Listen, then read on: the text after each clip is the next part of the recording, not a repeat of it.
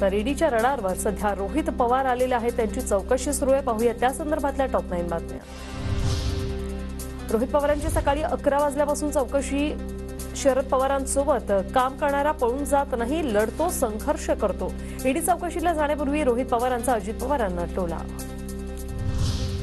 मी मराठी माणूस, घाबरणारा नाही. दबाव टाकत असतील तर ते चुकीच्या माणसाशी भिडलेत.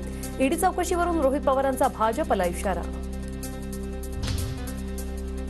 रोहित पवारांच्या पाठीशी सुप्रिया सुळे भक्कमपणे उभ्या. ईडी कार्यालयासमोर रोहित पवार सुप्रिया सुळेंच्या पाया पडले. सत्यमेव जयते. आम्ही सत्यासाठी संघर्ष करू, पण सत्याच्याच मार्गाने चालू. हा विचार यशवंतराव चव्हाणांच्या वारशानं सुरू ठेवू. सुप्रिया सुळेंची प्रतिक्रिया.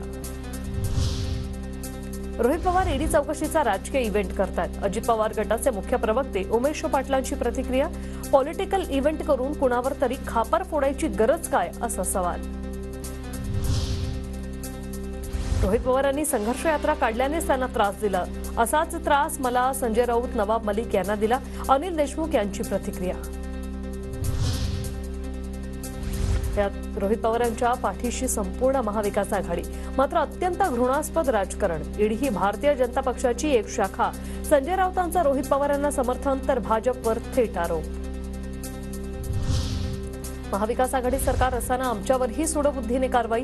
मुंबई पोलिसांचा घरगडीसारखा वापर केला. विरोधकांच्या आरोपानंतर नितेश राणे यांचं प्रत्युत्तर.